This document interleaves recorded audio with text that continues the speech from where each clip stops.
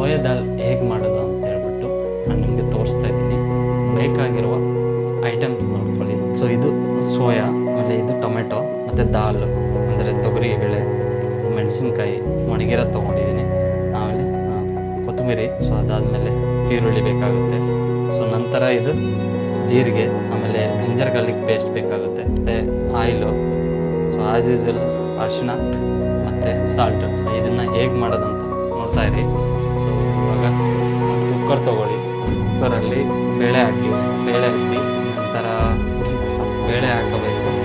ಬೇಳೆ ಹಾಕಿದ್ಮೇಲೆ ನೀರು, ಸೊ ಅದು ಬೇಯಬೇಕಲ್ಲ ಒಂದು ಸ್ವಲ್ಪ. ಇವಾಗ ಸ್ವಲ್ಪ ನೀರು ಬೆರೆಸ್ಕೊಳ್ಳಿ. ಇದಾದಮೇಲೆ ನಿಮಗೆ ಸೋಯಾ ಹಾಕ್ಕೊಳ್ಳಿ, ಕಾಣಿಸ್ತಾ ಇರ್ಬೋದು. ಇವಾಗ ಮೆಣಸಿನ್ಕಾಯಿ ಹಾಕ್ತಾಯಿದ್ದೀನಿ. ಸೊ ಮತ್ತು ಇವಾಗ ಆನಿಯನ್ನು, ಕೊತ್ತಂಬರಿನೂ ಇವಾಗೆ ಹಾಕ್ತಾಯಿದ್ದೀನಿ, ನೋಡ್ತಾ ಇರ್ಬೋದು. ಇದಾದಮೇಲೆ ಸ್ವಲ್ಪ ಆನಿಯನ್, ಇದು ಆಯಿಲ್ ಹಾಕಬೇಕು, ಬೇಗ ಬೇಳೆ ಬೆಂದೋಗ್ಬೇಕಲ್ಲ ಅದಕ್ಕೋಸ್ಕರ. ಅದಾದಮೇಲೆ ಸಾಲ್ಟು ನಿಮ್ಗೆ ಎಷ್ಟು ಬೇಕೋ ಅಷ್ಟು ಹಾಕಿ, ಸಾಕು ನನಗೆ ಇಷ್ಟು. ಆಮೇಲೆ ಬೇಕಾದ್ರೂ ಹಾಕೋಬೋದು ಸಾಲ್ಟು. ಸೊ ಅದಾದಮೇಲೆ ಅರಿಶಿಣ ನಿಮಗೆ ಎಷ್ಟು ಬೇಕು ಅಷ್ಟು ಹಾಕಿ. ಏನಿದೆ ಹಾಗೆ ಅರಿಶಿಣ ಬೇಕಾಗುತ್ತೆ. ಸೊ ಇದಾದಮೇಲೆ ನಿಮಗೆ ಗಾರ್ಲಿಕ್ ಪೇಸ್ಟ್ ಹಾಕ್ತಾಯಿದ್ದೀನಿ. ಸೊ ಇದು ಹಾಕಿದ್ದಾಯ್ತು. ಇವಾಗ ಇಲ್ಲ ಒಲೆ ಇವಾಗ ಲೀಡ್ ಕ್ಲೋಸ್ ಮಾಡ್ತಾಯಿದ್ದೀನಿ. ಈಗ 3 ವಿಸಿಲ್ ಬರಬೇಕು.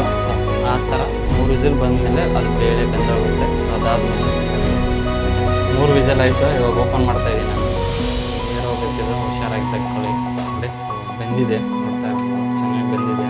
ಇವಾಗ ಇದಕ್ಕೆ ಸೊ ಇದು ಸಾಂಬಾರು ಪೌಡ್ರು, ಇದು ಧನಿಯಾ ಪೌಡ್ರು, ಇದು ಮಿರ್ಚಿ ಪೌಡ್ರು. ಸೊ ಇದನ್ನೆಲ್ಲ ಹಾಕ್ತಾಯಿದ್ದೀನಿ.